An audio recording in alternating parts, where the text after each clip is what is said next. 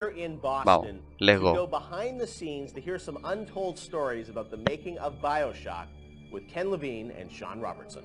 Estoy enojado por no verlo, por no poder verlo en el puto juego, weón.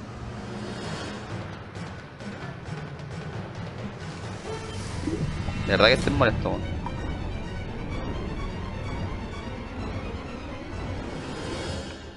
Let's talk a bit about the theme and setting of Bioshock, Rapture. I think a lot of people, when they played the game for the first time, Ken, they wondered, how did you even dream up this place? And I know you've said publicly before that part of the reason you sort of, what led you to Rapture was this idea of fully simulating a place. Tell us about that sort of idea and the frustrations you had with other games where you sort of hit a bound. I think our philosophy was always to do what we were doing 100% rather than try to do something bigger and do it 50% or 40%. So one of the ideas of, and this sort of came from System Shock 2 as well, where you focus on an area that you can really bring to life and you kind of eliminate the questions of, well, why can't I go over the bridge to New Jersey? So we were able to really make a place, I think, that felt believable and real, even though in actuality it was really quite limited. But we just sort of dressed it with all these buildings outside that were all, were all basically glorified fakes. We let the story drive what we needed to show rather than some kind of like predetermined map which we set down, which is a little different than like System Shock 2, where we actually mapped a spaceship out deck by deck. Yeah. Because I don't know what the philosophy felt a little different there, because you want to feel like a real spaceship that was sort of stacked on top of each other. Rapture was free to sprawl across the ocean floor. Although you guys originally, Sean, were talking about doing this game on a sort of spaceship again, right? Yeah, when we first started talking about what the spiritual successor to System Shock 2 was going to be, Spaceship came up, but again, we wanted a limited environment and we didn't necessarily want to do Spaceship again. And our first actual exploration of this space was underwater, but ultimately ended up looking like a spaceship. It just happened to have a couple of seaweed fronds outside. And that started to push us towards what artistic statement that we wanted to make this look different and what rules we were going to set for the world. How at every turn we were going to try to remind the player that they were in fact underwater and that this wasn't a spaceship. And how, like underwater, we obviously know you did underwater, then sitting in the sky, like where did you come with the idea of like doing this underwater? I think there was probably a conversation. It's like, well, what kind of places could be cut off from other places? Yeah. Like, well, spaceship, summer camp, any island notion, right? Something that's cut off from the rest of the world. Yeah. So you never felt like you should be able to go over that bridge to New Jersey. I don't want to apply some deep and meaningful conversation. I think it was one of those ideas that you just kind of say, and then everybody, that sounds cool. Let's try that. Let's go for it. And I think it lended itself to having very nice views out the window without having to build an insane amount of unique assets. Right. By today's standards, we still were a small team back then.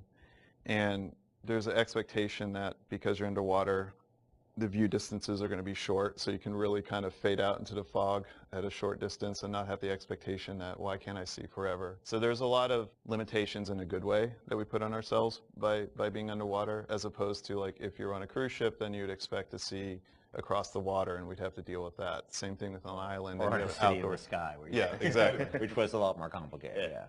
So you came up with the idea of let's do this underwater, let's do this sort of isolated place. Then you had to answer the question of, why would someone build this? Is that sort of how it worked, sort of order of operations? You then had to come up with a story to explain? Yeah, I think we wanted a very believable reason why they'd be there. Right. And sort of the necessary isolation of the place sort of led to, well, what kind of person would want to do this? And I wasn't even particularly aware of the sort of political implications of what I was reading, but I've been reading, I had read The Fountainhead. Right. By Ayn Rand, and I mostly thought it was an interesting story. Like I didn't realize that people were sort of basing their sort of political lives around it, because I wasn't that tuned in to that stuff at that point. And so, but I love the dialogue and the kind of speechifying in it, because you can see a video game character speaking with that kind of certainty and that kind of confident philosophy. It just seemed like a natural kind of thing to apply to. And so it just sort of all came together as a sort of who is the guy who would do this? Well, that character. He was sort of this amalgamation of characters from Ayn Rand's books and Ayn Rand herself. This sort of idealistic person who says, well, the only way to do this is to separate from the rest of the world. And that led to Andrew Ryan. I am Andrew Ryan, and I'm here to ask you a question. Is a man not entitled to the sweat of his brow? No, says the man in Washington, it belongs to the poor. No, says the man in the Vatican, it belongs to God. No, says the man in Moscow, it belongs to everyone. We knew from a technical standpoint that we wanted isolation. We also needed to sell it. We needed a compelling storyline, a backstory that why would this place exist? Otherwise, how are we going to make Rapture feel like it's lived in? Así que ahora pueden hablar lo que quieran. The reason for it to be there. So once we decided on the underwater location and then the closed off spaces, that objectivist story kind of came in and made the art stronger and made the level design stronger because we could feed back into that loop. And I think that's why we had to have sort of Andrew Ryan's pitch right at the beginning of the game. We wanted people to understand why somebody would go there. And so he makes this very personal one-to-one pitch to the gamer, but also that was the pitch he'd make to people, which was, there's a place that you can be free of all these things, where you can not be sort of put upon by the government and not be afraid of nuclear war and not be afraid of all these other things that will plague you on the surface. We wanted that pitch to sort of resonate and make sense, because that's otherwise by the time you got there you'd be like, well, this place is just fantasy, nobody would ever come here. And that the beauty of the place was also tied into that. It had to be a very attractive proposition, or people who would believe that people would go leave their lives and go to the bottom of the ocean. I'm sure in some ways you had to convince the team and enroll them in your sort of vision of who this character was going to be and what the setting was going to be. How did that work, Sean? I mean, did Ken come in and say, hey, I've been reading these books, and I think we could sort of... I believe he just came in one day on a horse and said, Ayn Rand, everybody read The Fountainhead. Exactly. I bought 30 copies of Yeah, I think, Here's a 2,000-page book or something. Yeah. Go read it. And it really is more organic. Like I said, we knew that we had this location, and you struggle to fill it with stories, and you struggle to find meaning of why does this place exist? What's my motivation? And as Ken started to explore Ayn Rand a little more and started talking to us about it, and we were having that conversation, and it's like, oh, this could totally work. Like, this is exciting. Like, this is something that really hasn't been done in a video game before. And if we had flipped it and come up with the idea first before the location, I don't think we would have really been that excited about it. But we had a location, and now we're trying to fill it with that story, and because of the order of operation there, you start to get excited, like, oh, I could totally make this work. This is going to really make it feel like a lived-in space. As you think of sort of the the setting, and you think of maybe a character or something, was there a moment that you think back, it's like, oh, like right then and there, like I got excited when you attached the Ayn Rand For me, stuff it was going to Rockefeller Center and seeing the visual. So I told this story before, but my wife and I were in New York, and we went to Rockefeller Center, which was, if you go to Rockefeller Center, it basically looks exactly like Rapture. It's because every building, you're sort of encircled. It's this block in New York, or a couple of blocks in New York, where Radio City Music Hall is, and where 30 Rockefeller Plaza is, where you see that show 30 Rock, and the ice skating rink, and where they put the Christmas tree, and it's this very iconic location. But what's cool about it, it's all one, unlike the rest of the city. Everywhere you look, it's one architectural style. It's Art Deco, and it's very iconic Art Deco. And my wife and I were there, and we were sort of working on the game, and we didn't have a visual style. And all of a sudden, I started looking around, and I said, oh, this could be a visual for the game. Also, the geometry of it was actually quite conducive to making a video game, because it wasn't overly complicated geometry. Art Deco is quite bold and simple. Bold and geometric, and simple. And so my wife and I bought a couple of tourist cameras before iPhone cameras, Throwaway cameras, Yeah, throwaway cameras, those little Kodak things, and we just started photographing doorknobs and light fixtures, and just sort of developed the photos. Remember that? Brought them in and said, come to the office, here's a stack of stuff, here's a Sean. stack of photos. I'll see you guys in a couple of years. Go make this. City where the artist would not fear the censor, where the scientist would not be bound by petty morality, where the great would not be constrained by the small. And with the sweat of your brow, rapture can become your Se siente súper distinto Ryan en la voz en inglés, bueno, con el doblaje en inglés. So you had kind of a theme, you came up with an art style, some of the iconic characters, and then, you really had to build the narrative around it. And you've talked about, a lot of the themes in the game and, greed, jealousy, sex, violence, all the things that sort of, drive us or what destroy us. And that was something I think that, as you thought about the story of the game, you wanted to, I'm sure, reflect some of those, right? Because I think people love the characters, it's sort of flawed in a way, and this is a world which is its own little microcosm, but had a lot of tension inside of it. Yeah, I mean, the character of Ryan was sort of, he's basically invisible through most of the game, right? Except for a very small portion.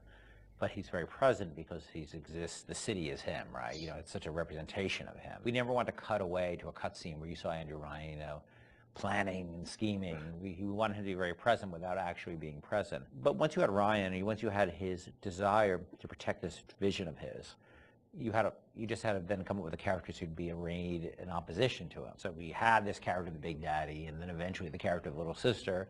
And so characters like Tenenbaum came along, like, here's a person who's in opposition to him for this reason. And then you have, for more noble reasons. And then you have a character like Atlas, who's much more cynical opposition. Once we had all those characters arrayed, we're like, well, who are you? And, you ended up being a sort of, a pawn in the middle of all this opposition to Ryan. We just kept sort of homing in on that theme and making sure that you weren't, eventually figuring out that you couldn't just be here by an accident, that you're an integral part of this story, even though you don't know you're an integral part of this story. You think you're just there by happenstance. Look, Mr. Bubbles, it's an angel. Como que suena distinta a la Little Sister. I can see light coming from his belly. Wait a minute, he's still breathing. It's all right. I know he'll be an angel soon. Angel soon.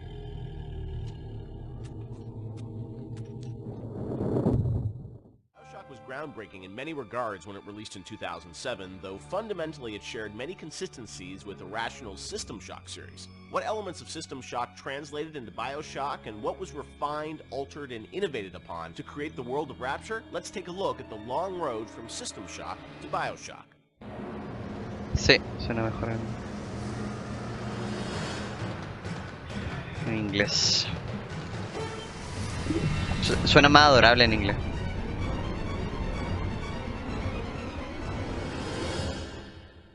Everyone knows where the game ended up, but I think fans would be interested to learn where this game or the idea of doing this game started. And I think, folks know System Shock and the legacy of that game. Muy buen juego. Huge fan base. Did it start as a System Shock game initially? No, I mean, because we didn't have the rights to that, right? We kind of felt that there was more game design to mine there. That it was sort of, we did that one game, and it was sort of the first game that really combined shooting and RPG. And it was a very small budget. It was a very small team, and it was the first game we had ever done. So we got pretty lucky, I think, in terms of how well it came out. But but the odds are sort of stacked against it. And the team, was really enthusiastic about doing a game like that.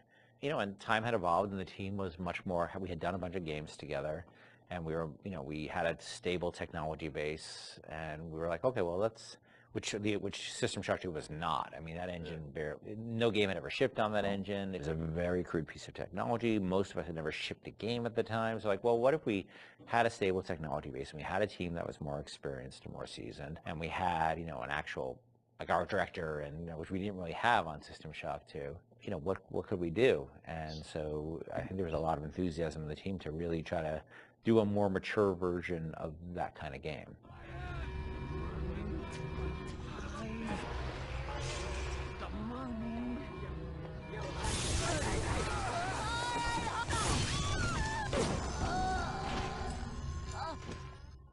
This is before we had sold the company to Take-Two, and we were an independent developer, right? We were sitting there, we were using the money we made from other development deals we had, and we would try to scrape together whatever time and money we had to work on this thing.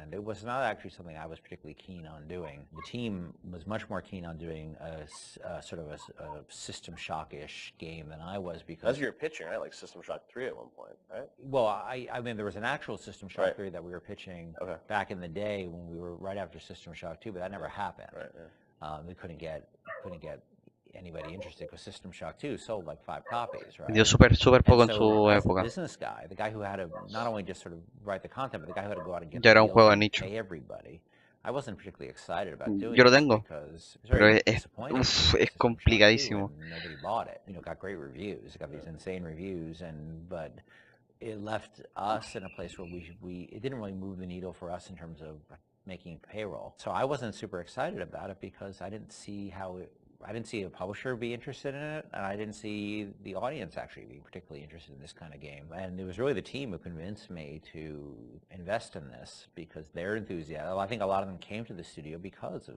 System Shock 2.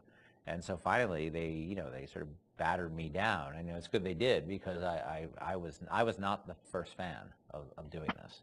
And I know initially there was something called the Serene Dawn. That was a spaceship, or what was that? No, that was It's the name of a cult, the right? cult, Oh, yeah, cult. yeah. That's right, okay.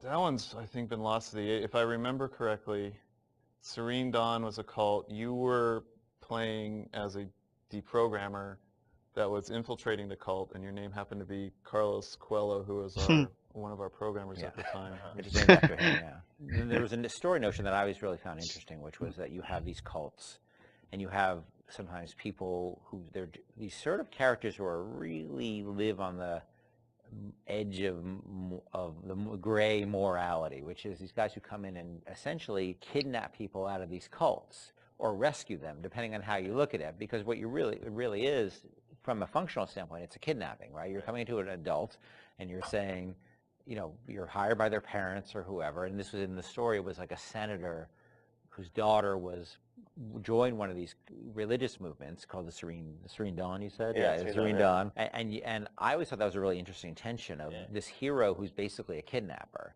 and taking a young woman against her will out of the place that she was in. Now, you could also make the other argument that, well, she was not really there by her will. But there's a really interesting conversation that goes on there. I think there was actually a Kate Winslet movie, a Harvey Keitel, Kate Winslet movie, which dealt with a similar theme. Because usually you hear that story, these deprogrammers as a sort of heroic kind of notion. But I always thought that, well, there's something interesting about agency going on there, and about are people entitled to make bad mistakes, or is it a bad mistake? It all depends on the person. And I'm not a fan of religious cults or religion in general, but there seemed to be an interesting discussion of freedom there and independent decision making. And I thought that idea was cool, and that was sort of the basis of it for a while. But it was really mostly for the purpose of, we needed something to go out and pitch to publishers, and so we didn't have a ton of time to really develop it. So that sounded like, all right, this will do for now. And was that pre-Underwater City? I mean, this was just like an idea for a story? We may have stepped away from that to do Es the cult Bioshock, thing, but corresponde a then we Bioshock went esto. back Son to los the comentarios de los We desarrolladores. had that one room, remember? Está dentro del The one juego, World War II así que room corresponde a with the, Bioshock. roaches on the ground and like these weird test tube things that you could walk around. Ya me terminé el I don't know where juego. that fell. It could have been underwater. There was no windows. The thing is, we were a small business, right? And we were trying to figure out a way to sell this thing with spending the least amount of money, because we didn't have any money. We didn't have a pot to piss in. So we would do this demo. That was one room basically, just to show. And I'd write up a document, and we'd take it around. I'd fly around the country, be like, "Here's our room." It was a different time, And we had just come off of SWAT 4. One of the advantages we had is that we were so familiar with that engine at that point that we could really start cranking through, small rooms and lighting and making things look good. So I took it on the road to sell it to somebody, and nobody cared. We'd go to a publisher, and look, they have to make money, right? And then we'd say, we say, oh, it's sort of a spiritual successor to System Shock 2, and they'd be like, well, how did that sell? And I'd be like, my mom likes it, and they would be like, well, we can't, and usually we'd be talking to a fan. A lot of executives, like sort of junior executives, were fans of System Shock, and they go to their boss and they'd be super excited, and their boss would open up, their Excel spreadsheet and be like, no, we can't do this. And I think the pitch probably evolved as we kept trying different permutations trying to sell, but we're also out there trying to sell like 2 or 3 other things at the time. We had a pitch for a game called Monster Island, and well, our SWAT 5 pitch was Zombie SWAT. Yeah, we had just come off of SWAT 4, which is like hardcore tactical, and we decided they wanted us to do another SWAT, and we didn't really want to do another hardcore tactical game, so we're like, what if we added zombies to SWAT? Like, you're a SWAT team that fights zombies and werewolves. That sounds awesome. And it was like, no, it doesn't. And this is before, before zombies were a thing. Yeah. So we came with this thing called Division 9. Division 9, yeah. That probably would have been even a bigger financial success than Bioshock. Wow. But we couldn't get anybody interested in it. We didn't have enough werewolves in the demo. We had 0 werewolves in the demo. Yeah, we were going to have werewolves, weren't we? Werewolves and vampires. So it was the Oh, whole, really? Yeah, Werewolves, the vampires, whole, zombies. throw it all the Universal Studios monsters from like. Oh, wow. So what happened is we couldn't sell it, but we were always sort of independent-minded. And so I said, well, what if we sort of did this in reverse? Instead of getting a publisher first and then doing a press tour on it, what if we sort of did the press first? Yeah. And we called up a guy, Andrew Park, at GameSpot at the time, who was a fan of System Shock 2 and a great guy. And I said, well, will you come out and look at this thing we're doing and write a story on it? And he was like, sure. And Andrew flew out, and we showed him what we had, which is this very, very rudimentary thing about an underwater base. And he wrote up an article and sort of featured as that this is the spiritual successor to System Shock 2. And the next day, the phone started ringing from publishers who now all of a sudden saw the article was getting all this pickup and all these comments, and people were excited. And that really, I think, put it over the top in terms of being able to sell it, even though it was not Bioshock at that point. It was called Bioshock, but it was not Bioshock. There would have been I don't think there would have been a game. We never would have sold it without coming out and doing that. Mira qué curiosa la manera de vender el puto juego. Weón, suena muy dulce y creepy al mismo tiempo. Faced when developing Bioshock was figuring out a way to retain the feeling of a deep RPG while making the game accessible to a broader console audience. Ultimately, the team succeeded in creating an intricate system of weapon and character upgrades that gave the player choice and customization while keeping the gameplay fast, lean, and engaging. ¿Cuánto llevamos ya? Uy, llevamos 20 minutos. Hoy nos falta más que la mierda. ¿Por qué accedí a ver esta weá? ¿Por qué accedí a ver esto? One of the hallmarks of Bioshock, to me at least, was that it really blended RPG and sort of first-person action game together in a way that, is sort of standard today, but a decade ago was really pretty revolutionary. And I know for the team, I think at some point it became clear that you wanted this to work on consoles, not on PC, right? Well, both, yeah. Yeah. But so the idea of, doing a console game and a PC game and doing something that sort of felt like a shooter but had much more depth. And I know in some of the early design docs you talked about sort of creating an FPS plus versus an RPG light. What was the difference in your mind between those two? I think for us is the big difference between System Shock and Bioshock ended up being that System Shock was more about your character growth and Bioshock was more about the environment. Because with System Shock, we really didn't have System Shock 2. We didn't really have either our team to make enough assets or the visual power to sort of make a really convincing environment. But as we started working on Bioshock, the art team was so strong that the ability to tell a story within the environment became the most important thing about the game. And that was sort of not something we thought right at the beginning. That was not really a concept we had. But as we started building things, we could realize that the visual world was the star of this thing. That Rapture was really the star of this thing. And telling the story outside of cutscenes, telling it in the world, so the gamer could discover the story rather than us telling him the story, telling him or her the story. And it was still very much for the time, I think for the time, quite different than what you had seen in terms of there wasn't a lot of growth in shooters. So it was still, I think, for the time, very, very revolutionary. But I think System Shock 2 was even more ahead of its time in terms of that growth thing because we defocused a little bit. Primarily, part of it was just figuring out how to do that all on a console controller was very tricky.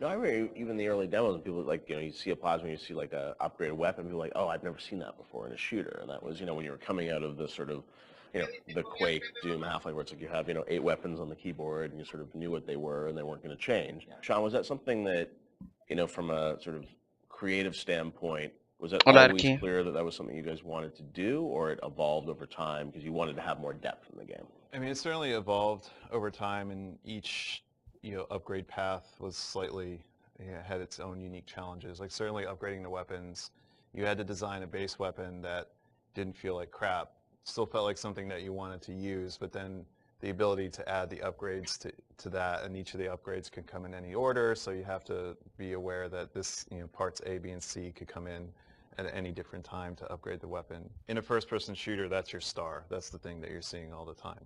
When it comes to other things, plasmids, things that are, Tonics. Tonics, yes, sorry. It's been a while. Come on, Sean. I know, it's 10 years.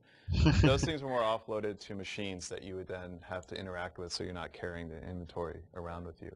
But each of these decisions on Fue cuando se hizo el remake. the player, O sea, it wasn't like a la mouse and remasterización. keyboard, okay, we can just use the mouse and Dice use que han which pasado buttons at 10 your años. disposal. En ese tiempo, Bioshock salió You en... could te digo, arbitrarily al point toque. that part of the screen really Yeah. easily, which you could do in System Shock. 2012? Yeah, so we certainly No, learned trial by 2007. fire when we were trying to adapt these things to the 2006. console at the time. Yeah, and like having different ammo types and stuff like that. Like we went through numerous iterations of the interface to make it. Like we had the first times we sort of put the interface into play. It was very obtuse and very tricky to get your head around, and we just kept working on it and working on it and working on it because you want to feel like second nature. But that was, we spent a lot of time on that.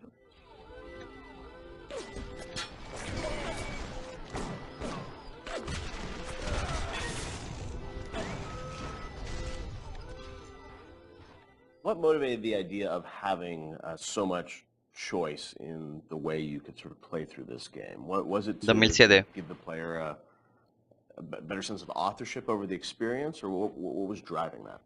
I've always liked the idea of giving the player a lot of agency in terms of their play style and experimenting with the play style and trying different things and seeing what worked and didn't work and interacting with the environment. The notion that it's sort of a playground that you get to play around with. El remaster salió el print your own 2016. desire on was great because I think we were more skeptical about being able to do that with story at Más o the menos time. In fact, 10 to the point where that became almost like a joke. That becomes the meta joke of the game of how little agency you have in your story. But agency in terms of how you play the experience and how you load out your weapons and how you interact with the environment, as compared to most shooters at the time where basically like you can shoot them with the shotgun or shoot them with the the pistol. That was really important to us. So we spent a lot of time trying to make the world react in a way that you would expect and hope it to react when you tried something. Right. And some of those system or decisions we made about systems fed back into the narrative, like locking Adam behind Big Daddy and the little sister. Like you can't get Adam unless you deal with the Big Daddy, which then becomes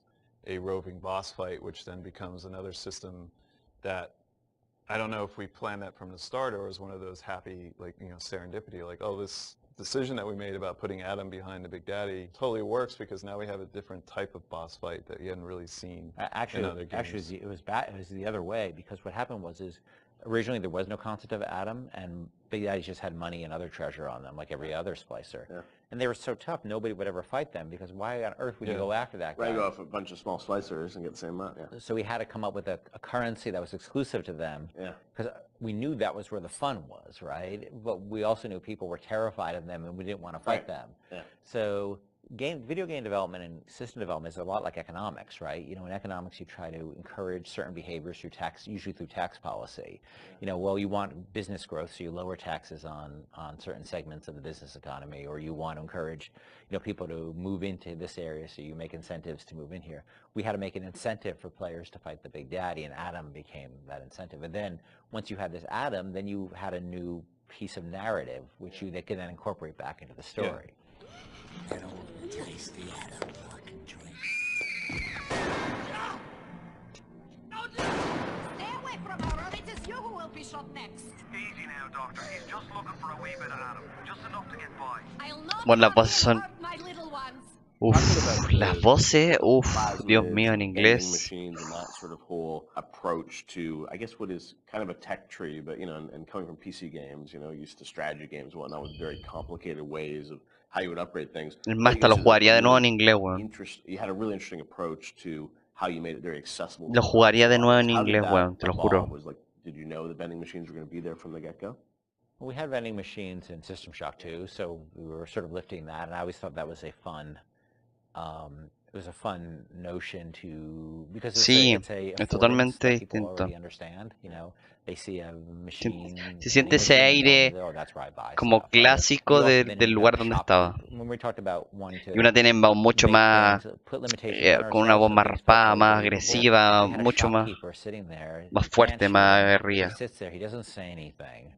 And all of a sudden he feels fake, where a vending machine, the Circus of Values machine, can feel 100% authentic, despite the fact that it's selling like ammo and stuff like that, which is, But in an objectivist society where you don't have rules and regulations on You that have type of that. thing, it feeds back into the narrative. But you don't then break the fiction at all by having these characters who sort of don't really live and breathe in the world. So Voy a ver si los puedo poner en inglés. but we still want to give them character, and hence and so that clown image came from a piece of, that image is actually from like a fruit container or something from like the 1940s. Okay. And so we had a book of like royalty-free images, and I saw that image, and I'm like, let's put that clown on it, and we'll call it Circus of Values, and then, lines for it, decided he'd be this sort of asshole clown, and then we hired the best actor in the world to play that. Quiero escuchar la voz. That was me. My biggest Avengers, I didn't cost anything. I didn't know you were really. I was a clown. ¿Era la voz de él? Hear it in my head. What? My wife hates that voice. She hates that voice. You can give us a little of it right here. Welcome to the Circus of Values. She does not allow me to do that, so I'll do it outside of the house. Okay. But it allowed us to have something that felt very, LOL? very real while being very limited at the same time.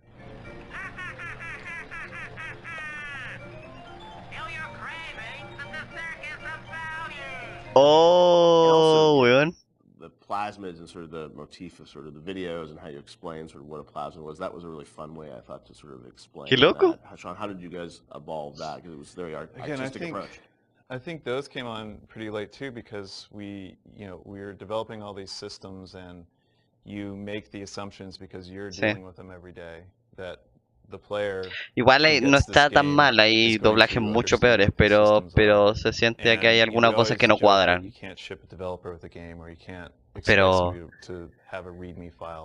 Pero está bien, para hacer un doblaje en esa época está súper bien. Pero le falta ese pequeño toquecillo que le da el doblaje original.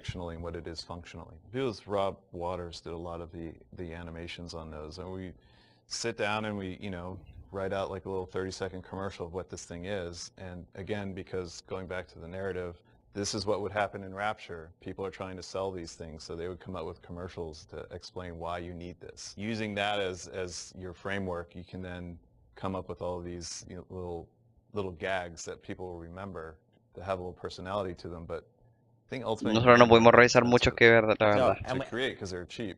I think that one of the most important things about it is we didn't want them to be long, and we didn't have a lot of budget for the arts. We had like a couple of frames of animation in them, essentially. And so we had to figure out, how do we message how this thing works in like that? And that's what marketing is, right? It's how do you message how something works? And marketing and tutorializing are very similar things, right? You're trying to get a message across in a very brief period of time in a very snappy fashion. And I think that one of the things that I always felt about games is that tutorials are sort of death. And because they're usually like, you go into a scene and there's like a shooting range or something like that, and narratively they never really make sense either. And they're so boring. And so we always try to put a big burden on ourselves of how do we train people while not letting them know they're being trained, and brevity is really important to that. So we had a bunch of art constraints on that, which also led to a bunch of writing constraints. And so those things were like, I don't even know if they were 30 seconds. Yeah, they were like really short. Seconds. Yeah, like 15 seconds long. We had to explain a whole plasmid in that period of time. And I think that was a good exercise, because it also made the game, it forced us to be concise and to really explain what this thing was like that. Throw objects at foes. You can even catch grenades and throw them back. Listo. Qué buen Qué interesante, weón. Súper duper interesante. Nailing the perfect marriage of story to gameplay is a science that many developers still struggle with today. Bioshock has left an indelible mark on gaming narrative that can be seen and felt in many modern releases, but Irrational's motto remained from the beginning, don't start with the story, start with the gameplay. Por favor, cuando empecemos a jugar Bioshock 2, Moglin, busquemos los comentarios del director al tiro, a la primera, donde estemos, por favor, para que no nos vuelva a pasar esto, y lo veamos en vivo y en directo, desde el juego, a eso me refiero. And the design for a game like Bioshock. You've talked about how it evolves over time and what eventually ships is very different than your initial vision. Do you guys write like a script or a design document for the game and that becomes sort of the Bible that everyone drives towards, or do you iterate much more? It's different for every game. Like System Shock 2, I went back to it recently. I wrote a design document, and like we started that project in September, and the design document I saw was dated like October or something. So like in a month, like I wrote the design document, and it didn't change. A lot of it, got expanded upon, but the basic design really didn't change on that. Where on Bioshock, I think it evolved in real time much more. Like we had a pretty substantial design shift like a year before the ship date. For Bioshock? Bioshock, yeah. It got to be much more about the experience of being in Rapture than about being in your character sheet. And so the game evolved more towards that experiential kind of thing and making sure every idea was expressed in the world as well as just on your character sheet. So before you'd have a lot of things like, oh, I'm doing fire damage or electrical damage, but that was sort of a number flying off ahead versus, the whole notion of like, there's barrels and you light them on fire and then you can pick them up and throw them. But you'd have stats coming off characters and all that stuff? Much more so. Oh, really? And that evolved, sort of, we did a design shift, but I don't know how well that got documented. I think we were moving so fast that we were just sort of changing things, laying down the tracks as we went right ahead of us. And same with the screenplay, the screenplay there is no screenplay. It's a bunch of, probably Excel files and fragments of Word documents that I'd write and I'd go to recording sessions and I'd rewrite on the fly once I hear the actor perform, because once the actor takes on it, you listen to their voice and you say, what you wrote doesn't really matter. Like, what is the right thing for this actor playing this role to be saying? So I tend to do a lot of rewriting in the session, and then like you have a bug late at night where somebody says, oh, this doesn't make any sense, and you're like, oh God, you have to write a new audio log and try to get the actor back in, or you figure out what's the best way to get this idea across.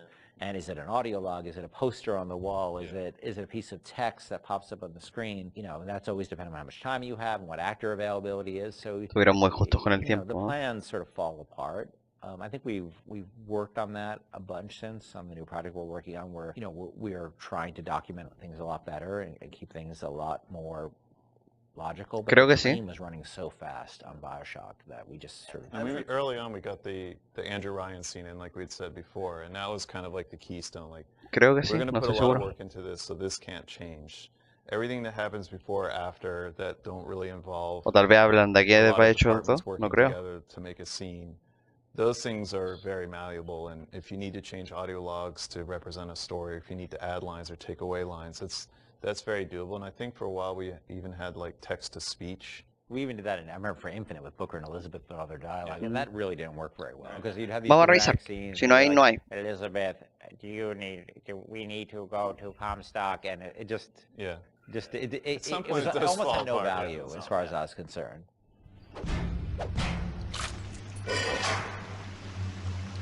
Atlas radio down ahead says we're looking for an invite to the fisheries.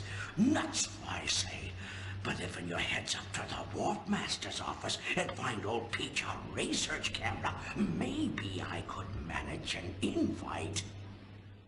Ken has so much of, these games in his head, and you're sort of, you can keep it all straight, or try to, with all the different things and changes. But from the team perspective, Sean, because this is evolving and Ken's thinking in his head about how this all ties together, how does the team sort of keep up with, what the whole game is going to look like? There's a lot of specifics that can change. For instance, Atlas used to have a southern drawl. Right. And then, we recast to the Irish. And we actually cast an actor, wrote the lines, did the whole thing and realized that people hated that character and distrusted him from the first start. So we had to rewrite him, recast him, redo everything. Yeah, from a team perspective, you kind of get a sense on which things are going to be really volatile and that you probably want to push off till later, because if you work on it now, it might change. Larger themes don't tend to change too much, meaning we knew we were in Rapture, we knew we had Big Daddies, we knew we had Little Sisters, we knew we had Splicers, we knew what the arc of the story was about Jack coming into Rapture, and the specifics of this radiolog versus that radiolog didn't really affect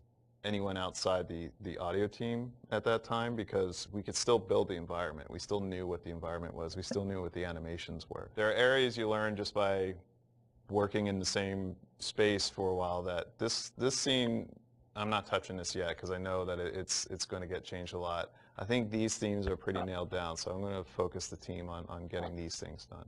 I won't leave you twisting in the wind. We're gonna need to draw around a hiding, but you're gonna have to trust me.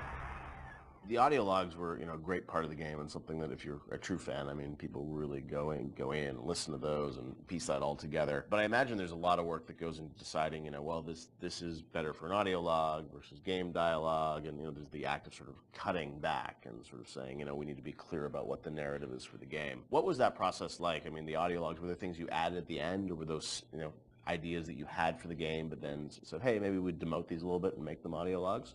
As Sean was saying, there's sort of a hierarchy of expense that you have to face, and so any ideas you have to get across, especially as you start playing the game, you realize, well, this doesn't make sense, that doesn't make sense. You have to figure out how you can introduce that idea. And generally, as the train is moving, you try to think of cheaper and cheaper ways to get those ideas across. It's less important, it goes to an audio log. If it's less Es una voz important, it goes calmada, to a poster on the wall. súper There's relajada also para hablar characters y that todo. you can bring in Se that have toma. audio logs that aren't, Atlas, Tenenbaum, those are your big ones. You can bring in somebody to do a short, a few different audio logs. It's a character that some players may not even find, but Right. it adds a little bit of depth to Rapture. And it also, like, usually each character generally is about a certain idea, and we don't just sort of come up with characters like we have an idea problem that we need to solve, and so let's introduce a character who's this guy, and he will be the guy who sort of shepherds you through that idea. Julie, my dear, I am trying to run a business here. You want to spend time with my honeybees? Well, I'm gonna have to start charging you for the pleasure. If I come out one more time and find you lolling out there amongst my hives, I'm grabbing my shotgun. Answer your question? Yes. My days in beekeeping school are a blur. But I do seem to remember something about that enzyme you keep blabbing on about. So as you're going through the game and, writing things, rewriting things, were there things with the original Bioshock that you've always been surprised that more people didn't pick up on, or was there something that, a connection to a character you thought was really going to resonate with people, which, didn't? Anything like that? No, it's the opposite. I was amazed, I don't know how you felt, but I was amazed how many people connected to the Would You Kindly stuff. Because I think it was when I wrote that speech, I don't think anybody on the team was like, oh my God, this is like really this or that. And I don't think I really had any sense that people were going to connect to it. I think we ended up sort of over time finding more ways to support the notion throughout the game. Yep. And I don't think I really, until I heard Pat put together the revelation moment, where it's like, where you had all the bits that Atlas had said to you in the past building up, and then there was a visual that went along with that. That's when I realized it was going to be a really powerful moment. But even so, I still did I think people were really going to connect to it or really even understand it? Because it's pretty out there. And that it was meta commentary too. I think that completely, I thought like, oh, it's kind of meta, cool.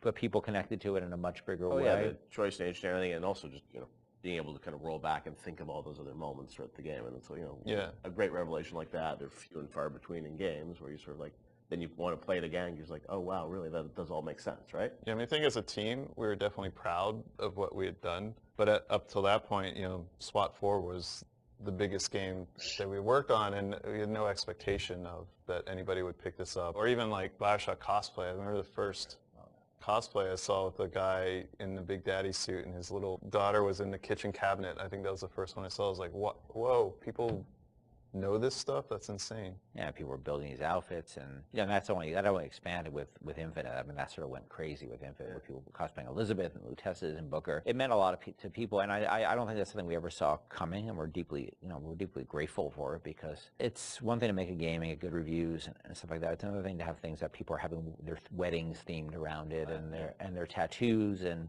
naming their children after characters. You can't plan for that, and I think the only way that could happen is if you just Sería chistoso llamar a tu hija Little Sister. in love with and passionate about. I can say we were. It was Voy a llamar a tu hijo a Big lot of Daddy. passion on the team about, but we didn't know people were gonna take away what they did. Would you kindly? Would you kindly? Powerful phrase. Familiar phrase. Would you kindly? Would you kindly get this? Would you kindly find that? Would you kindly find that? Would you kindly find? Would you kindly get this? Would you kindly head to Ryan's office and kill the son of a bitch? Part of the challenge with that, though, is when people love fiction so much and they dive into every word written in every audio log and try and connect all the fiction. Oye, Atlas, pásame la otra. Are there any things from that game that you sort of look back and say, like, oh wow, like we didn't explain this and we should have, or things that fans have misinterpreted over the years? There are things we think that we did that should have or shouldn't have been in the game. Like I was never a fan of having two endings, and I think that's what the publisher was asking you to sort of have a. That was the one thing that 2K, and they were very hands off. That was the one thing they insisted on, and it's not something I really thought was a good idea, because they're still limited, even though they're multiple. They're still limited, and so that was something that we ended up doing. One of the endings was far better than the other one. I mean, there's no. It's clear that I was much more interested in the happier ending with the little sisters than I was with the nuclear submarine ending. I'm sure part of it was the idea that this game is, if you're making a choice throughout it, I'm sure when some people are like, oh well, then it has to be a payoff, right? Right. Except the game was really about lack of choice. About not being a choice. So that always struck me as a tension that was weird. But look, at the end of the day, they were putting up a lot of money, and so I can't really complain. They weren't dictatorial at all during the development. So that was the one thing. But that's a game that I wouldn't have put the boss battle in, the final boss battle. Like, que bastante malo. Doing that over Lo acabamos de ver. over again. Every time we start a project, I'm like, I'm never going to do that again. We're never going to do that again, and we end up doing it. Es de las peores peleas. Finding that guy, and look, this is the naked dude. It just doesn't work. Totally makes sense. But and it works pretty well up till then, but then it doesn't. It just doesn't work. That boss battle's silly. A mí tampoco me gusta la pelea final.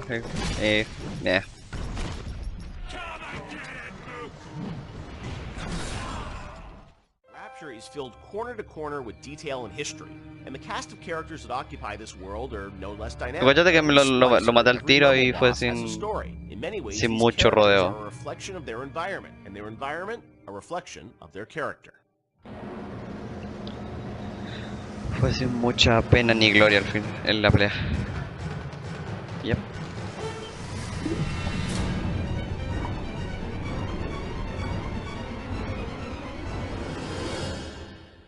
Let's talk about some of the characters in Bioshock. There's so many that fans love, and there are many Wikia pages about them. One thing that I think a lot of fans may not realize is you were telling stories with these characters, a decade ago. And technology today, as we saw in a game like Infinite, you can do amazing things with facial expressions and storytelling. Conveying that emotion that you did 10 years ago with limited technology was challenging. How hard was it back in the day to sort of, convey story in engine?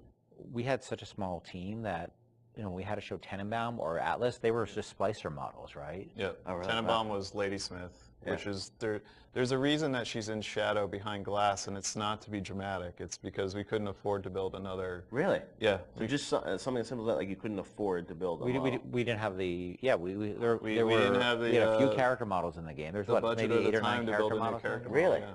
Wow. So we're like, oh, we'll put her in silhouette behind a light, and people think it's noir. And so much of it was driven by the voice performance, I feel like, too, because it was like a radio play in many ways still. Yeah, we had some really good actors, and I was able to spend a lot of time with them, and the fact that I could write the stuff, direct it, and then rewrite in the room, and the fact that we had actors who, for whatever reason, I wasn't even in the same room as them. I was on a speakerphone. Right. They were in a studio in New York or LA or something. I don't think I met any of them. Really? None of the actors in Bioshock you ever met in person when you were making the game? maybe since, but at Wow. the time I hadn't met a single one of them, except fascinating. maybe a couple people. Like, you know, I played the Circus of Hours thing. Nate Wells played the Jack on the plane. You know, a couple of people in the studio. It was community theater. You know, in terms of the tech and the sort of time we had for it, but the actors were. Yep. You know, we had some And exceptional actors. I will say, as you know, doing animation on that game, that you can hide bad animation behind really good audio, and it makes the animation look better. We didn't have a tech animator. It was me. I'd never rigged characters before, and now I'm rigging characters, trying to figure out how, you know, to get all these characters out to the animation team. So we're very limited when it came to animation tools. Yeah, Since but apologize to my animators. No, but you did the big. I mean, for your first game that you rigged the Big Daddy, which is you know, it's not an easy character to rig. It was, you know, we figured it out, but the tools that we had on Infinite were not the tools that we had on Bioshock. So we figured out what we could do and what we could do well, and tried to hide, kind of, you know, put into the darkness the things that we knew we couldn't do very well. And having voice actors of that caliber that can bring those characters to life, you tend to fill in the blanks. So tell me, friend, which one of the bitches sent you? The KGB wolf or the CIA jackal? Here's the news. Rapture isn't some sunken ship for you to plunder. And Andrew Ryan isn't the giddy socialite who can be slapped around by government muscle. And you did get to revisit Rapture in the DLC for Infinite, and you know, with today's technology or technology from a few years ago, I'm sure it was liberating for you guys in some ways to be able to use that tech to bring the environment and also characters to life. What was that experience like for you guys to go back and sort of revisit Rapture?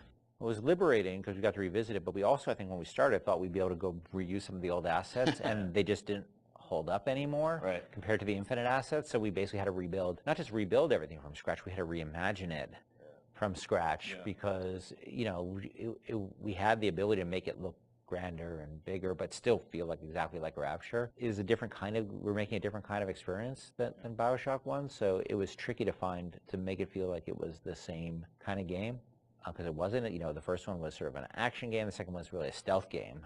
You know, the Barrel Sea Part 2 was really a stealth game, and you're really telling the story of Elizabeth throughout those things. Yeah. So it was a different lens, but it was also cool because it allowed me to make the whole story about Elizabeth, you know, to have her be central to the franchise from the very beginning, and she was always, you know, she became the heart of it to me, and to have her, it was really exciting for me to make her, you know, her heroism be something that set the events of Bioshock into motion, which eventually, you know, saves all the little sisters. That was really gratifying, a nice way to tie the whole thing up for me. And you probably didn't have that idea 10 years ago, right? You had to... Me acabo de spoilear gratis. Me acabo de spoilear gratis. I have no idea. He has a letter that he's addressed to himself that's 10 Me years old. acabo de spoilear For me, gratis. it was a nice way for me to say goodbye to Bioshock and Bioshock Infinite, because, you know, those two worlds together. You know, you don't realize, or I don't think the audience realizes how much time you spend with these characters, trying to get them out and polished and into the world. And Sabía que tenía que haberlo visto después. Sabía que tenía que haberlo visto después de la trilogía, weón. At the end, where you're like, okay, I get to. Now I'm ready to move on to the next thing. Por eso tan larga esta mierda, weón. Like, let's seal this off, and now I'm on to the next thing. And it was like 12 years of our lives too. Between the very beginning of it, and it was a long time. Well, I mean, so my daughter, who is 16 now, I did a lot of filming of her when she was 6 as a little sister. Wow. And this was not mocap, I was just running around the office. And I'm like trying to be like, now trip over the thing and pretend you die. Or like, you know, like trying to like not like traumatize a 6-year-old. Yeah, pretend you're drinking something, and, you know, and then I never showed her the actual game until much later. But she, on BSI, I put her in a mocap suit and actually used her for the little sister in Paris that's running after the balloon. So that was kind of, for me, like a nice way to connect it all together. Were there any characters on the original game that you found hardest to write? I mean, you mentioned, like, you know, recasting Atlas, things like that, but was there a character that was the most challenging for you, Ken? Well, Atlas, because, you know, he was basically written completely twice. That was very tough, and I was very happy about the original character, and I thought I'd really done something great, and then you showed it to people, and Es que ahí estuvo limitado por 2K, Miguel. if they didn't trust him, we were screwed. And so it was tough because we, after having gone through all the recordings, No sé, no estaba leyendo. Pero ¿cómo se llama esto? He had invested in it, tell him that it wasn't going to happen, and rewrite it from scratch. That was hard, and that was tough. And then ¿cómo se llama esto? I had a debate with somebody on the team who felt the 2K ahí metió mano en el we had an English person on the team, and he felt the accent was really funny. So at the last minute, we basically ended up doing a focus test in Ireland, to see if people bought the accent, because the actor playing Atlas was Irish, but he was from a different part of Ireland, so he was playing a different kind of Irish accent. I don't think he was from Dublin, and Atlas sort of had a Dublin accent. And so at the last minute, I thought I was going to have to do it again. Oh, wow. And fortunately, the focus test came back, and people loved it. I don't know how you survived that plane crash, but I've never been one to question Providence. I'm Atlas, and I aim to keep you alive. And a lot of the villains in the game felt like they were, very much tied to certain levels, and this was, you were still in an environment of levels with Bioshock, right? It wasn't just a big open world. Did that all sort of get designed together? It's like, here's the best villain that's going to fit to this environment and this theme of, this area? Some of them work better than others. I mean, I think obviously Steinman and especially Sandra Cohen really, I think, dominate in terms of the level boss. They are their levels. They are the levels, and some of the characters didn't hold up as well, I don't think, on the writing side. The fun thing about the characters at work, like Simon, where he had all those little displays with the scissors and the tech, that was stuff the art team came up with to support that character. And obviously Sandra Cohen, in that level, I had this idea for this character, and as this artist, and taking Andrew Ryan's thinking to the extreme, through a lens of art, was really fun. They were really, in a lot of ways, they're sort of like more like Batman villains than they are like actual, real world villains. That they all have the Joker cares far more about the humor and the dark humor that he has, and the Riddler cares more about the riddles than he actually does about money. Right. The money, the crime is just afterthought. Right. It's the philosophy. And so these characters have a lot in common with, and there's probably a lot of inspiration taken from sort of characters like the Joker in terms of a guy like any of the characters in Bioshock, because they were really driven by their ideology, but their ideology is a mask for their sense of selves, right? This stuff is really, Cohen knows he's a hack, and he doesn't want to, he can't admit that to himself, so he has to wrap himself in all this nonsense, because the last thing he could ever do is look in the mirror and say, I'm not much of an artist. No need to thank me for jamming the transmissions of those boors, Atlas and Ryan. Let them have their squabble. The artist, yes, the artist knows there is richer earth to till. From the moment you boot up Bioshock, you can feel the story grab hold of you. A plane crashes at sea, a mysterious lighthouse, a sprawling city beneath the ocean. Hooking the player from the first touch without overwhelming him with convoluted RPG mechanics was key to the success of the game and the skillful ramping up of Bioshock's legendary gameplay.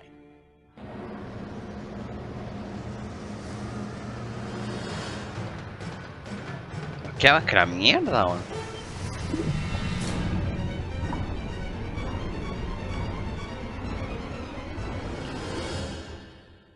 Bioshock has an amazing opening sequence that I can't imagine the game without it, with the plane and sort of the crash. But I understand that didn't come online until like the very end of development. Sean, is that true? We had a couple of really depressing playtests. We had built all these systems. We thought we were doing a good job of like giving basically people a playground to play with and things to do. And when we had a playtest, we didn't realize how bad of a job we were doing in exposing those systems to the player, because we were so in these systems and in our own heads, we had no idea that we just weren't facing them towards the player at all.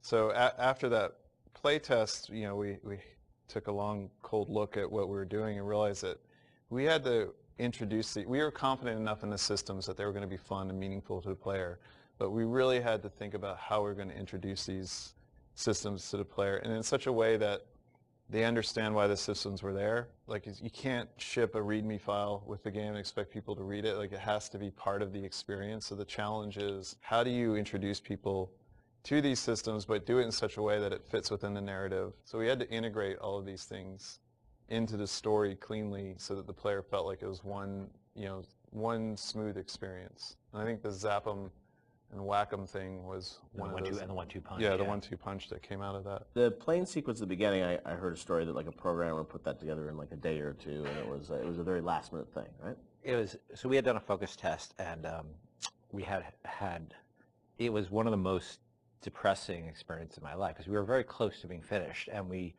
it was basically giving people what essentially became the demo, and people played it, and it was in Boston, and we were sort of behind these glass windows, all these sort of Boston guys are like, this is a wicked piece of shit. They hated it, and they were making fun of it, and they were saying, it's like watching some guys and dolls getting, beating each other up, and it's the stupidest thing they've ever seen. And we thought we were in pretty good shape at that point. And I remember the focus test guy was like sort of like a doctor giving me the bad news. Sorry, Ken, you better get your affairs in order. Right. And we all came into work the next day, and we were like, what are we going to do? And we're all pretty depressed. But I think we started talking. And as we talked, we started thinking about, what are they saying to us? What are these people saying to us? We think there's something there. How are they missing it? And we decided that maybe they didn't understand who they were and who their role as a character, who their role in the world was, because the game at that point started with you in the ocean, floating in the ocean after the plane crash. And the crash still was in the fiction, it just wouldn't show it. You just didn't see it, so you didn't have the voiceover saying, my parents always said I was going to do great things or whatever that. They didn't show the plane crash. We didn't establish a time period. Because the plane is critical to establishing. You're smoking a cigarette. It's very 1960s looking. All that stuff was established. It wasn't established. So we decided we had no time and no money and so we sort of came up with a script. I wrote some lines, a line, I think. Nate, one of our artists, recorded the line. Steven and Sean and those guys got to work on building this very simple sequence, which was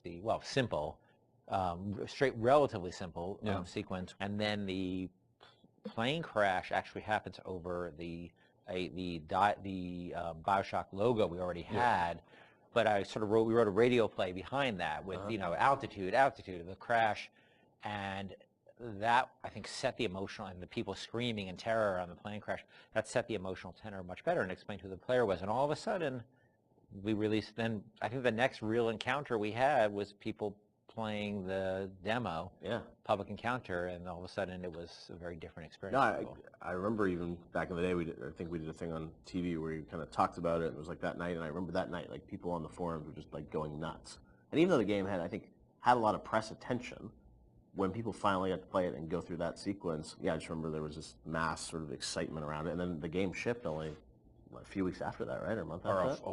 A week later, or a few days later. It's amazing, like now to hear that, like literally like a month before the game came out, like the plane sequence came online or something. I mean, it was that late. Right? Well, we still had to go through certification and all that. Yeah, so it's like within, It wasn't far. It wasn't far. It was really last minute, and it was one of those things where like you really shouldn't be putting in content that late. Yeah. But we felt we were so close to having something good that we just rolled the dice on it, and we worked really hard on it. Like we worked really hard. I remember how much time I spent on just that recorded of altitude. I can still hear the different version of that in my head. There's been so much time on that stuff, and these guys were working on getting the animations right, and the scene was shot in engine, but we decided to pre-render it so that we had to do less QA on it. Right. It wasn't going to be some like weird streaming error or crash error. Wow. It was just like, we're just going to show the video, And it's interesting because once you start in the ocean, we had this experience of testing a lot with the water effects and how beautiful Steven's water effects were. People didn't realize they were out of a cutscene at that point. And so they would just sit there and stare, and then they pick up the controller. And they pick up the controller, and all of a sudden they realize they were controlling it. But that, as Sean said, that part of the plane is not actually interactive. It was done in the engine, but we just filmed it. Now, as people were playing through the game and you were testing it, I'm sure there was debate about, when would you introduce these plasmids, what would the ramp be? Did that change at all, sort of as you got towards the end of development, about like, we're going to give people the gun at this point, or it's like, we're going to trigger these plasmids at this point? Like, how did that work? So, like, we moved guns around. Like, for instance, there was a big debate about, originally you found a gun in the lighthouse, a pistol in the lighthouse. Oh, at the very right beginning. there, yeah. And because it's a shooter, right? Like, what the hell? And we had a lot of debates about it, and I feel that it was important that we didn't do that, because the fact that you sort of go through a lot of the experience without having the distraction of a gun is important to getting you immersed in the world. Because, you know, when you have all you have is a hammer, everything looks like a nail, right? But you don't have the hammer. So you just sort of had to take in the world and have that feeling of fear. And like, I know when you saw that splicer bounding around on the ceiling, that you couldn't do anything about it. And that had even though that's those are those moments, right? Like I remember when I played Unreal for the first time, where it's like you're trapped and there's a monster and you can't do it, and the lights go out. It's like that's the moment with the splicer where you're like, I want to do something but I can't, and that evokes an emotion. ¿Cuánto falta? Le quedan 40 minutos, más o menos. I remember we kept, you know, moving where the machine gun appeared around and where various plasmids appeared around. It was a real, it's a real fine-tuning process. Yeah, and it gave us an opportunity, like especially with the shotgun, to really Vamos a tener que dejar Bioshock 2 para mañana. put some space between them. It's a moment when you finally... Yeah, I think we get the shotgun Paul sequence. Paul Hellquist was, he put the sequence together for the, when you see the shotgun laying in the pool of light. Like every game developer knows what that means, you know. You know the minute you pick that thing up, something's going to happen, but it was still a very effective way, as I'm remembering it, to, oh look, I've been waiting for this thing, I'm going to pick it up, and now you have an immediate opportunity to use it, but you know, at the same time we're trying to ramp up the tension level by having the splicers kind of on the outside of the light, so you can't really see them, and then coming in one at a time and attacking you. Yeah. And we had very few tools to really control how the splicers acted, so how they were set up and how the environment was lit was really important. You know, there's even other things like when you get the TK plasmid, I don't think we had a lot of physical space and opportunity and time to really present that, so we came up with the narrative that, you know, it was the doctor's office and he used TK to practice tennis. And we had the turret in there that threw tennis balls at you. So if you wanted to, you could catch the tennis balls and throw them, and you could knock things down. I think it revealed pickups that you could then, you know, pull to yourself with TK, but we're always trying to think of like little backstories that we could do. It doesn't have to be as involved as the shotgun ambush. Sometimes it's just, oh, let's take a grenade turret and turn it into a tennis ball turret. Because we want to, because I remember like the impulse was, you know, I've been to dentist office, and there's always some like weird aspect of the dentist personality. They always want to get through their office, you know. Eran un equipo muy limitado, no les dio para hacer la sangre. Opportunity there to both feature this, he's a tennis nut, and teach TK at the same time. And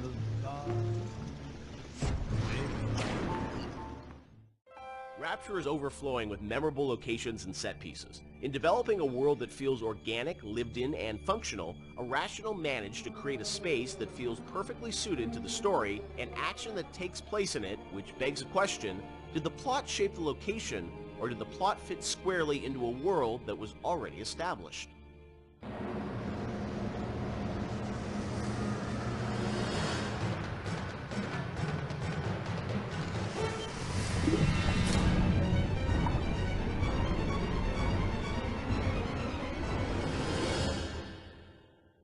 Let's talk about some of the areas in Rapture, because it's an amazing place, but also it feels like there's certain areas that are very well designed, and that they have, you know, a very certain aesthetic, and the characters in there, it all kind of comes together.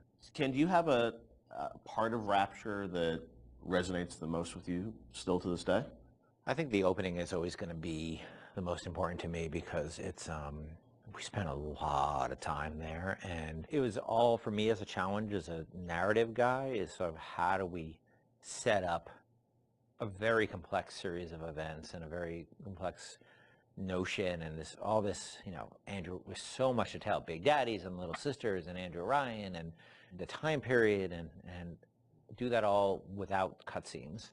And especially, I think, the descent to Rapture, when you're in that, when you go in the bathysphere, you know, getting that right, getting everything right down to the, you know, the bathysphere, cresting the hill and seeing the city for the first time. Remember how much we worked on the timing of that, just getting that. And it took us forever to figure out that we should just put the slide projector covering the window. Like, again, in hindsight, it seems like such an obvious choice, but we were really trying to figure out, like, how are we going to tell this story of Ryan and then reveal, so you can see the the city beyond the hill. And also, we didn't have to show the whole transition going down to Yeah. the bottom of the ocean because the whole screen was covered. Spoiler alert. I think that's the part that will always be near and dear to my heart. Yeah, I mean, for me, it was Kashmir. Yeah. That was one of the first... The restaurant at the beginning. Yeah, the restaurant at the beginning, because it was really like the first art box that we created that was Rapture. I mean, we created spaces before that weren't really hitting the Art Deco look. Scott Sinclair had just started, and he built that, designed and built that statue of the Atlas with the world on his shoulders that was in the middle of the room. And Mauricio had done some concept art for us of that space. And once we started putting everything together and getting it into engine and actually walking around it and seeing those giant windows off to the side that just showed the seascape and really drove home the fact that you were underwater. It was the first Era time para we abaratar costos, pues, sí, acuérdate. And we actually Sí, we had built a es bunch lo of stuff, impresionante de los and we equipos actually pequeños, cómo se la stepped ingenian back para and hacer. said, we have to just get one room right before we go any further because we weren't getting it right.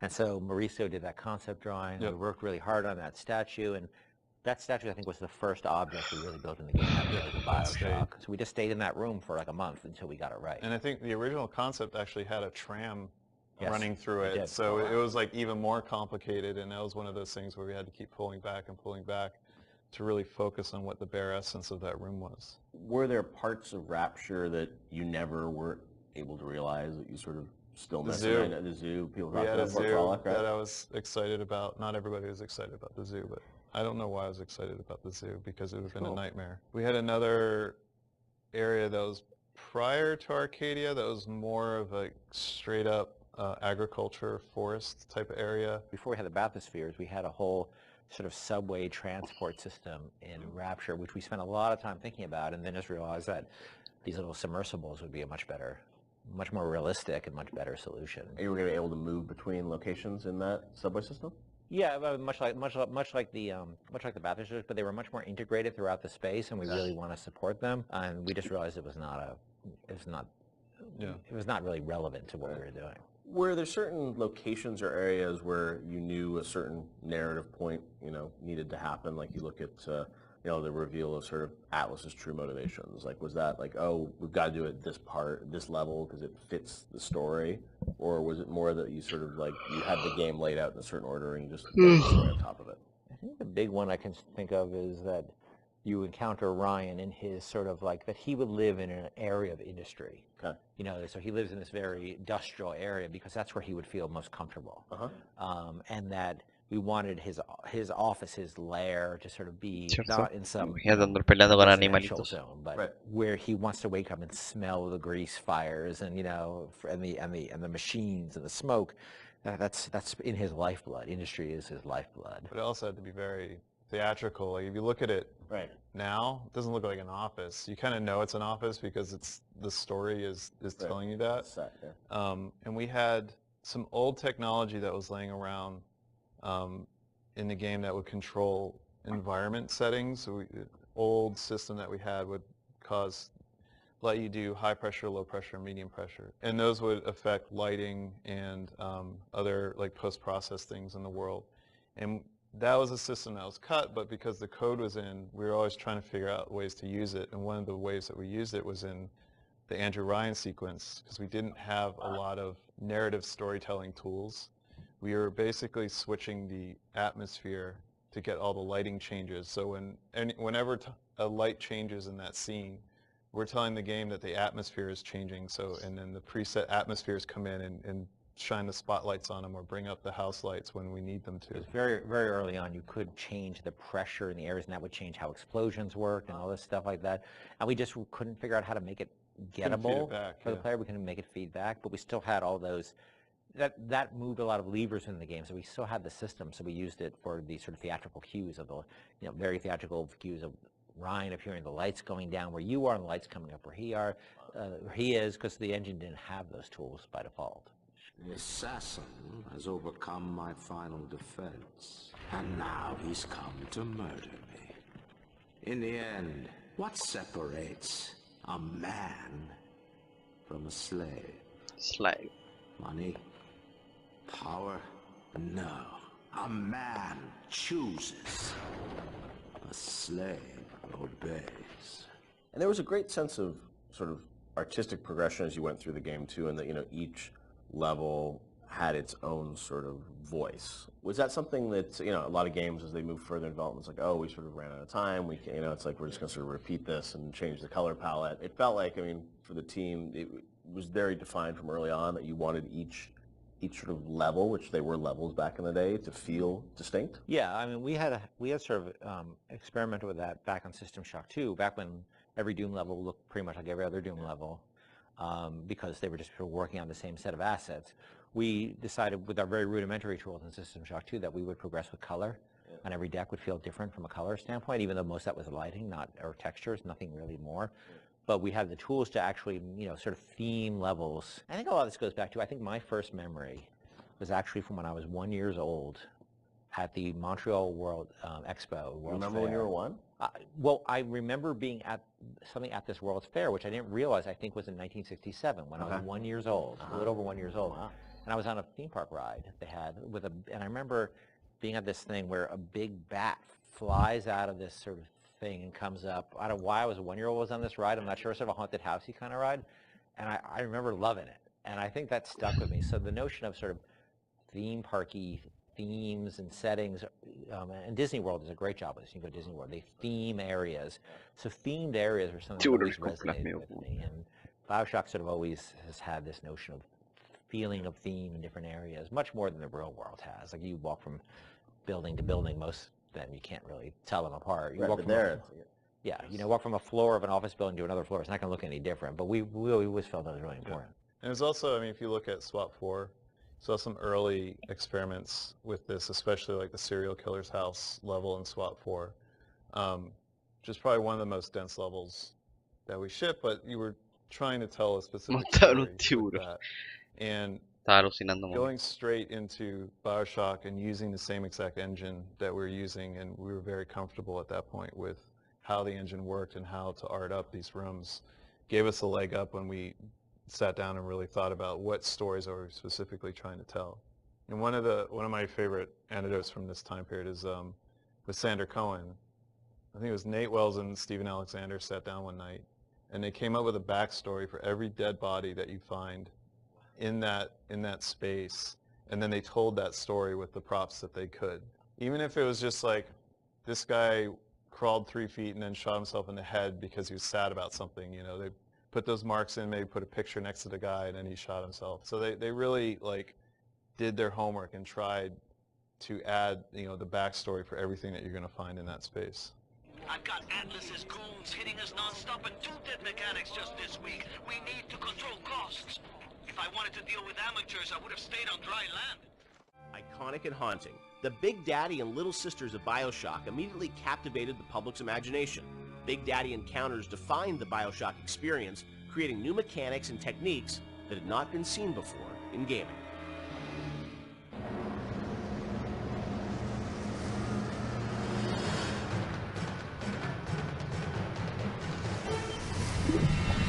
Moglin, por favor.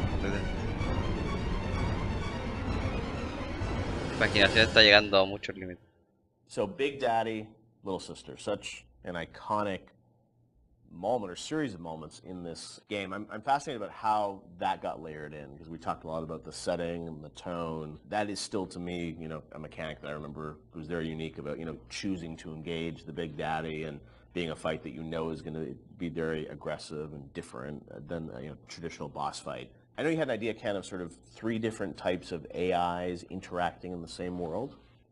Yeah, we were sort of I was trying to think of AIs you hadn't seen before, and this is still pretty early. Like 10 years ago, a lot's changed in 10 years. So AIs were still pretty much enemies who saw you and came after you. Zigzag, shoot. Yep, and that was really the focus, is how you make them, use AI better. Por si acaso ella no parece como director del Bioshock 2.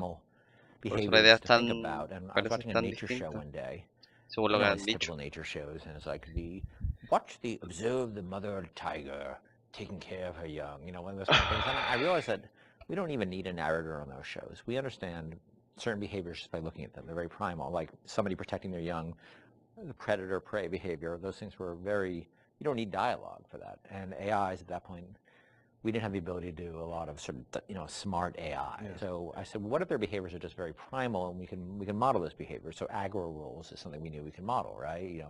How is an AI aggro on you? What are the rules for that? Could they make a aggression display rather than just attack? And can another character appear afraid and hide behind the skirts of another character? And we started talking about these things, and the Big Daddy became very quickly, the actual form of the Big Daddy became very quickly as sort of this protector creature. The little sister took a lot longer, ironically, even though it's a much simpler notion in a lot of ways. The initial idea came out of sort of watching a nature show, and we're trying to work within our constraints of making, we couldn't make super complex AIs.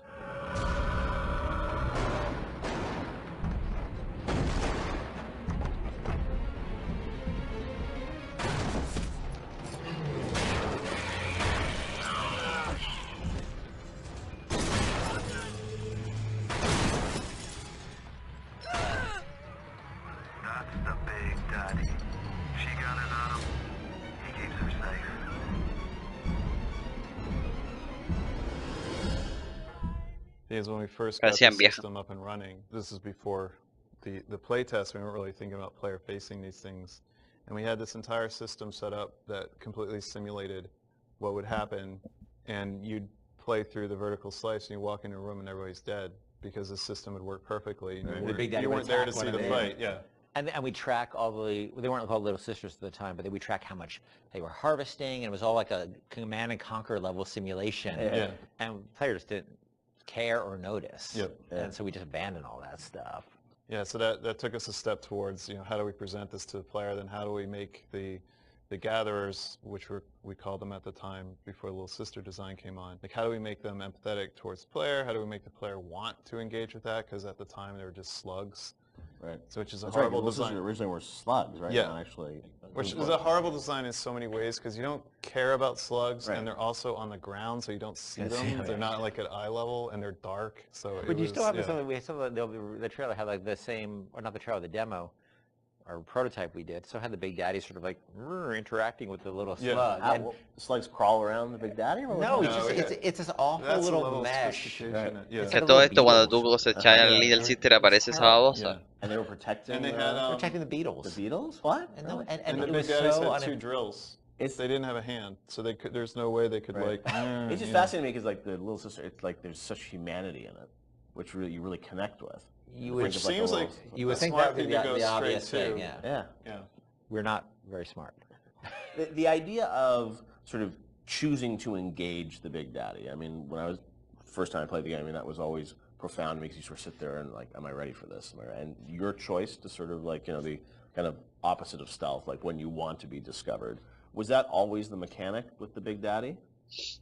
Yeah, the idea was that they would have very particular rules about engaging with you that were entirely dependent on how the threat level towards, not them, towards their creature they were protecting. Yeah, that was set, and then as you worked through it, I'm sure there were conversations about how difficult do we make these fights and sort of the balancing of that, and even, with the game, you don't start off with a Big Daddy fight. It's a little ways into the game until you actually get to that. So that was sure debated. You actually encounter the notion of Big Daddy and Little Sister many times before you actually are freed into an arena where you can actually fight them. You see them sneaking out. Pipes. You see them. You see them walking down a hall. You see the first time you see Little Sister, she's harvesting, and then you see the Big Daddy come and protect her. And we realized it was 4 or 5 sequences we had to do to set the stage for these characters. And look, we were hoping they'd be iconic and people would respond to the way they did, because we certainly spent energy on them with the expectation that they'd have an impact that we really just as easily could have turned out that nobody cared. I think the actual very first time, and not a lot of people see it, there's a Little Sister in the vent in Kashmir restaurant. That if you're looking in the right direction at the right time, you'll see her looking at you, and then she'll disappear into the vent. It's the eyes. No, it's the actual mesh. Is it the mesh? Because it was easier to do that. Right. Than the eyes, but yeah. No. Really? No. Curioso.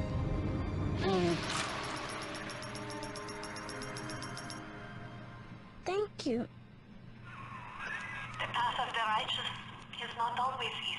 The thing as you play through the game, I think the moments with those sort of encounters certainly stand out to the player. For you guys, as you were developing it, was there a debate Que about how si vaya often en un you should have momento those podían encounters? ver los ojos de la Like Little how many Sister. big daddies would there be? How would that play out? I mean, was that something that sort of changed as Que you... aparecen antes No, I de think que they le te said la there were encontré. three. I think it was three per Okay. level. So 3 and 2 and smaller levels. We did have a third Big Daddy that was mostly finished, but we couldn't make it fun. Like that last 10% of an AI is always like, where's the fun? Like, You how got do you really different- make They this put it fun? into. I think they put it into Bioshock too, didn't they? They might have, yeah. They might have. I don't know. But you know, it was fully rigged, fully animated, but we just didn't have the time we needed to really polish it. So we ended up shipping with the bouncer and Rosie.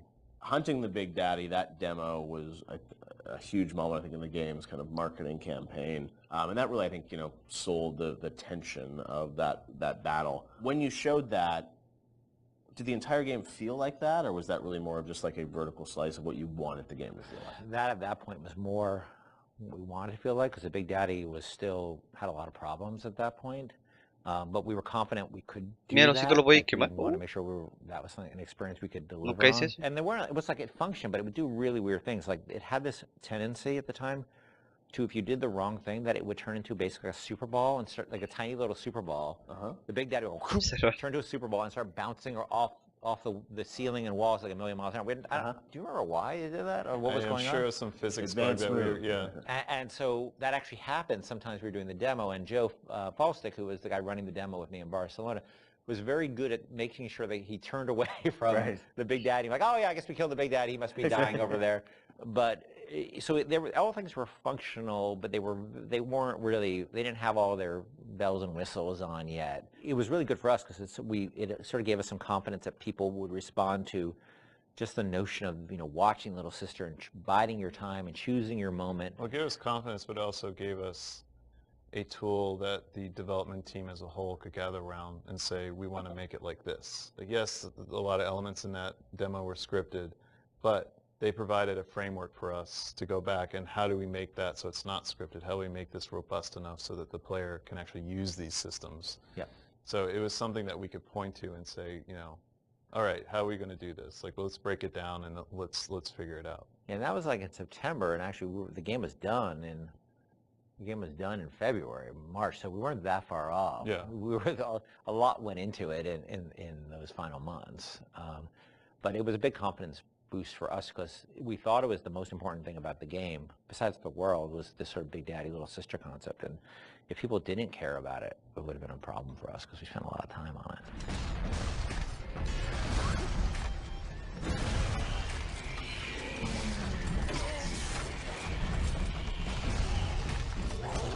Que eran putamente desagradables los Big Daddy de mierda. To kill, excuse me, to harvest or not to harvest, the moral dilemma that follows you throughout the Bioshock experience and defines the fate of the player.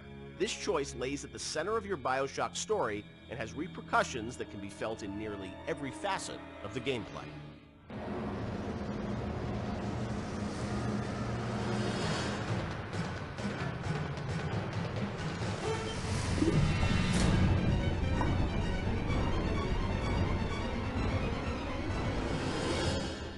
Part of Bioshock's lasting legacy, of course, are the Little Sisters and this moral choice that presented itself to the player. Everyone became a water cooler conversation about, like, well, did you save them? Did you harvest them? That concept, Ken, was that something that came about early in development, or that binary choice? When did that come into the game? I don't remember when. I mean, we had the concept of them being protected, but I can't remember when you it actually certainly chose. wasn't. When there were slugs, it was not meaningful. I think there was... Do you salt it? Do you not salt it? There were resources that you could get, but there was no choice there, right? The choice was, do I want to fight the Big Daddy or not? Yeah. I think once we got into the realm of they have to be empathetic, the player has to have some feeling towards them, which you're not going to get from slugs, then we start seeing that opportunity there of like, okay, nobody's going to want to do harm to these girls, or do they? Like, and do we allow them to? It was we weren't comfortable with it at first when it first came up that we could. I think it was important that it was a way to reflect the sort of larger economic questions of a world like Rapture, where, like, where the economy drives everything, are there any limits to economic decision making versus moral decision making? Because that's sort of what the Randian notion is that it's not the role that you don't sort of legislate morality. Let's try to take that to an extreme and see where that ends up. And Little Sisters sort of became that. And in this world, they became a commodity. And the question we have for the players, are you willing, they're a commodity to you as well, potentially. Do you want to participate in the commodification?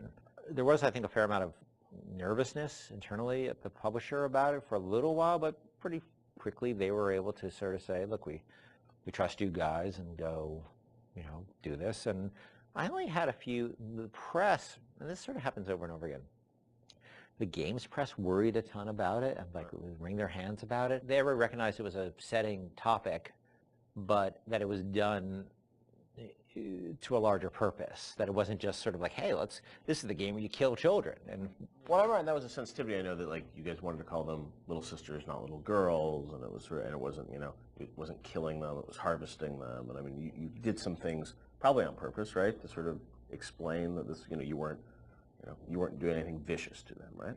Well, I mean, you do sort of, they do sort of disappear out of you, and a big slug out of their belly, comes up.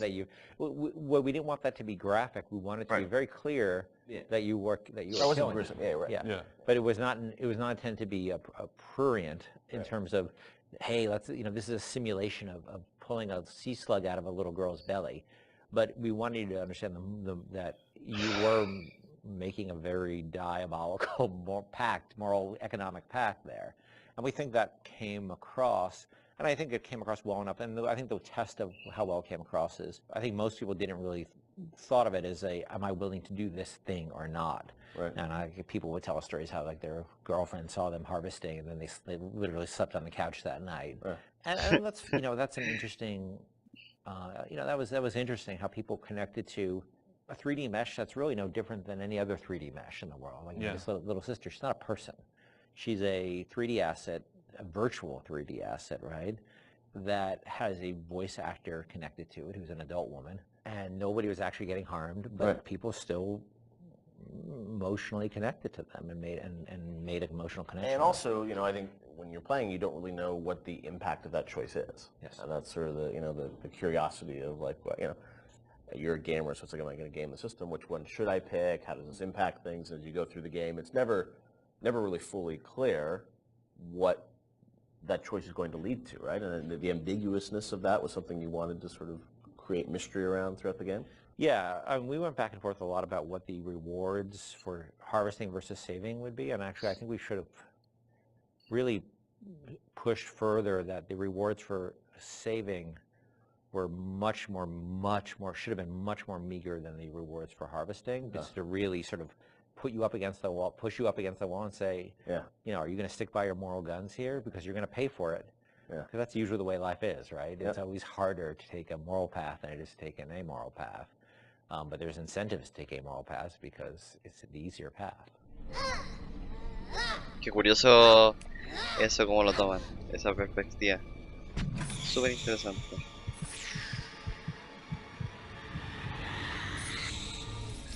Ahí está la babosa, weón.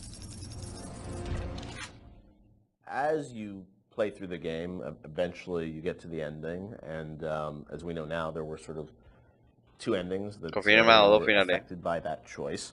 And that was something at the time, I know you said publicly that you weren't in favor of sort of having two endings. Was that in part because, the game is about not having choice, or did you think that, the two endings were, I don't know, I'm interested for narratively, why you didn't want to go that path? It seemed forced, given that the game really sort of almost made a joke, a meta commentary joke about the lack of agency in games, the lack of meaning of those choices, given that you have these two endings. I guess you could make an argument that, well, you were free, you were given choice of the, once Ryan's dead, and that's really what it's about. But I think we also didn't really have enough time to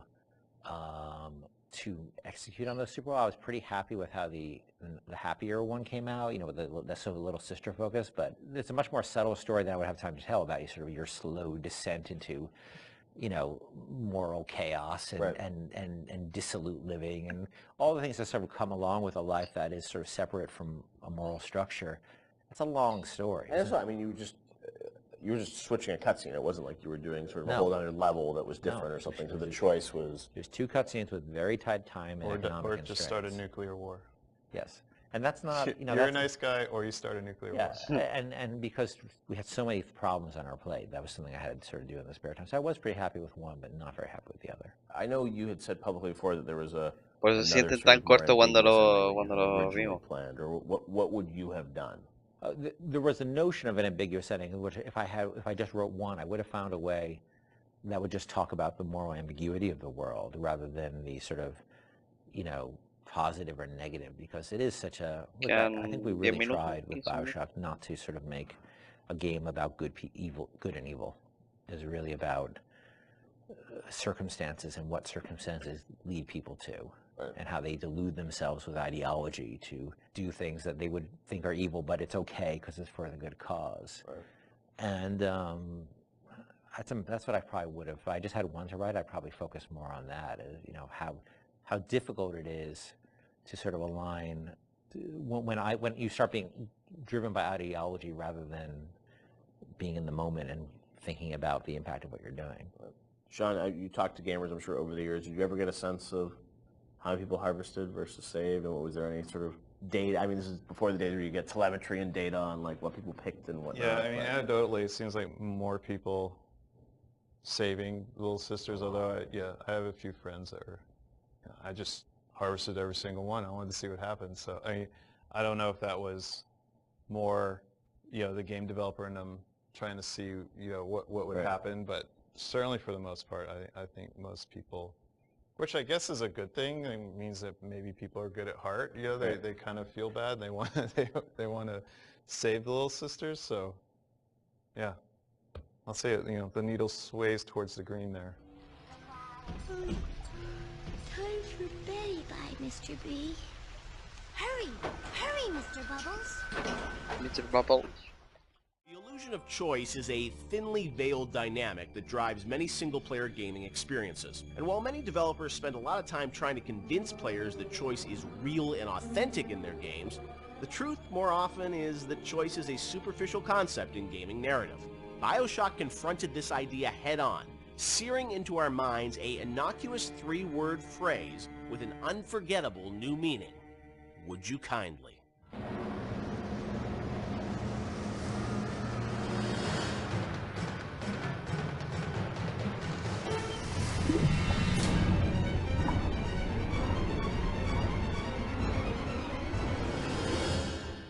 Of course, one of the most memorable moments in the game is the "Would you kindly" phrase and the reveal of how that's been motivating the player throughout the entire game.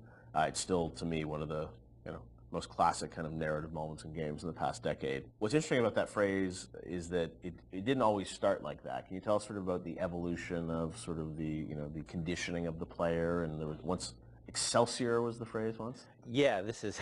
I'm trying to recall some of this.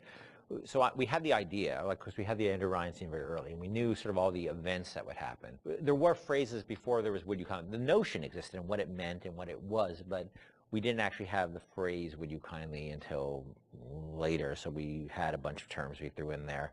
And like Excelsior was it for one point. That's probably comes from my Stan Lee fanboyism. Was that like so throughout the game? It would have been like Excelsior.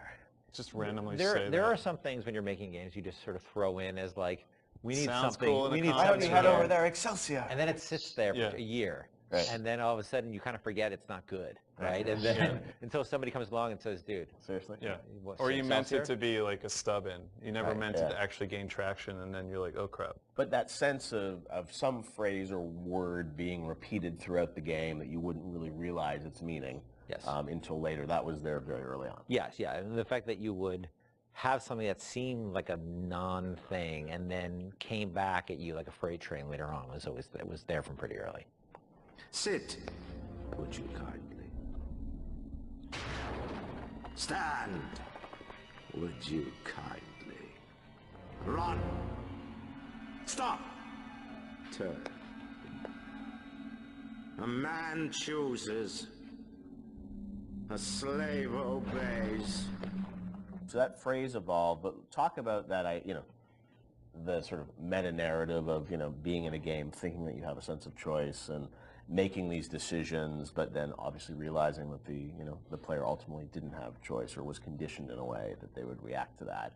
That was, sort of a new idea for a game. Where did that come from on your side, Ken? I mean, was there sort of a deeper sort of, meaning behind it?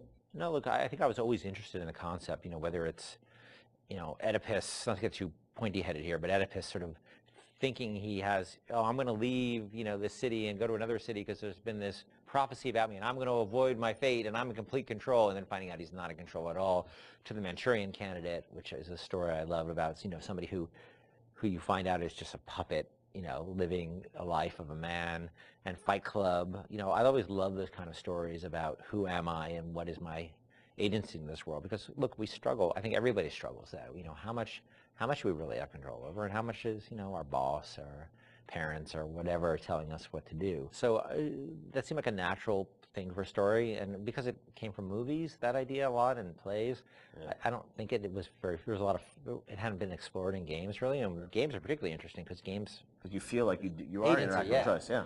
And you're really being, most games, especially at the time, you're really just being railroaded down a corridor.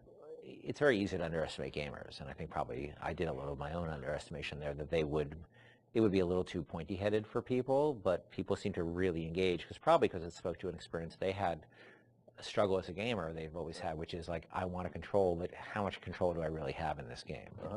True. And Sean, I mean, it was also something that, was a great surprise when you played through the game. And I'm sure even for people on the team, did everyone know that when Ken was sort of doing it, or did it was revealed as people played through it? I think, at some point the entire team knew. It wasn't, it was something that was talked about with a smaller group before, it was brought to the entire team. Early on when you heard the idea and you just kind of clicks, right? You're like, okay, like I totally get this. Did people get it? I seem to remember people looking at me like I was like a lunatic. Maybe not the specifics, and maybe it's the Excelsior, or maybe you're talking about the Excelsior time, but the idea that you don't really have choice, and exactly like you said, you played through how many video games, and everybody's game is going to end the same way. You're going to kill these people, you're going to pass through these checkpoints, and you think you have a choice, but ultimately the only real choice is stop playing the game. So the idea that we're kind of like taking that on resonated. Now the actual, like, is it Excelsior, or is it the Latin phrase I forgot, or if it's would you kindly?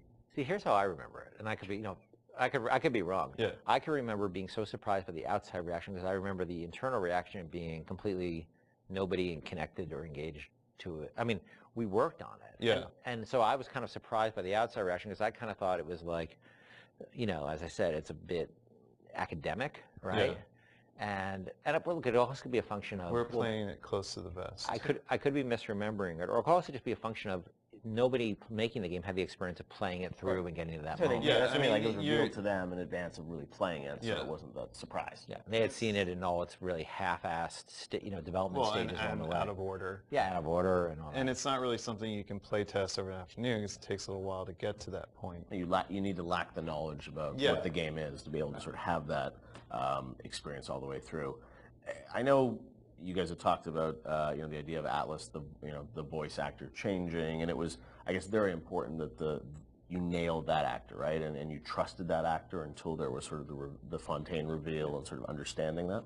Yeah, trust was everything there, right? And so there was something about either the actor or the writing or the accent that just people immediately said, this guy's no good. Right. When the first Atlas we had, because you have to trust this guy, and if you don't, there's no trust, there's no punch in the gut. I think we've really focused on making him have personal stakes in the story as well. That he had his family trapped. Of course, it was all fiction, right? But he had skin in the game. He sort of spoke to you as a friend, and especially because the whole world was so hostile to you. I think it took a while to get that exactly right.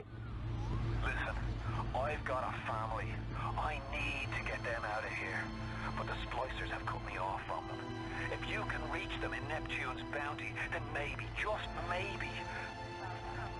I know you must feel like the unluckiest man in the world right now, but you're the only hope I'll ever see my wife and child again. Sean, What do you hope is the kind of lasting legacy of Bioshock? 10 years hence, a lot of things you guys were doing, have sort of become common now, right? With, upgrades and moral choices in games and whatnot. But it was really pioneering work a decade ago. When you reflect on it, what do you hope people remember the game for sort of pushing forward? For me, it's telling a story with the medium and how we used everything available to us to tell that story. We used the environment to set up the backstory of Rapture and really create a sense of space, which I think is vitally important to getting the players to trust that, to sit down and kind of like just be in the space and let these things happen. Even the radio logs, the rudimentary animation that we had at the time. I mean, we really sat down with the tools that we had and at our disposal and tried to tell a meaningful story. Maybe not meaningful, but something that would be memorable to people that they could take away and, like you said earlier, have that water cooler moment where they're excited enough to talk about it after they put the controller down. So for me, I think the legacy is that it was a story well told. For me, it was a sense of place, being like the Rapture is a real thing, even though it's not. It's actually a very crude, from the time, a relatively crude bunch of polygons and texture maps. It's only, the original game is only in 720, I think. And I played a lot of it when we were testing it on a 14-inch, SD television. That it still felt like a sense of place in the music and the characters, that it's a real place. And I think that my memories of the Bioshock games is that I take away that Rapture's a real place and Elizabeth's a real person. Those are the two sort of big things that stick with me with those two games, and that's sort of what I'll always, carry forward with me in my life. Bioshock is, it's a place, but as we saw with Infinite, I mean, it's an idea and it's a sort of a type of game. I think a lot of people say like, oh, this is a type of experience. When you think about, your career, where you guys want to go, I mean, that idea of those types of games, do you miss it now that you've sort of moved on to other things now, or do you feel like it's sort of, you've closed that chapter? I mean, it's always a part of what you do. Like, System Shock 2 was a part of Bioshock. But it wasn't System Shock 2. It was you're growing past that and trying out new things. I think Bioshock and Bioshock Infinite, and even going back to SWAT 4, those will always be a part of my experience as a game developer. No nombran en ningún momento Bioshock 2. So Eso I don't es think it's porque something no fueron los that you just directores draw ellos. a line and say, we'll never return. ¡Me cago en la madre que me parió! ¡Me cago en la madre que me parió! ¡Loco! ¡Loco! ¿Pero qué me estás I don't think the new game is contando? gonna, people are not going to be surprised that this game is new games from us. They're going to see a lot of what we had done before in terms of world building and aspects of storytelling. The goal is to sort of, move away from the you really have no choice kind of thing, and that's a very, very, very, very hard problem which we spent years working on. But we're building upon a foundation of stuff we've done before. Contigo, Pipo. Direction with it, but it's always going to be part of our DNA. City where the artist would not fear the censor, where the scientist would not be bound by petty morality, where the great would not be constrained by the small. And with the sweat of your brow, Rapture can become your city as well. Súper, súper, súper interesante. Súper, súper, súper interesante. Ay, ya.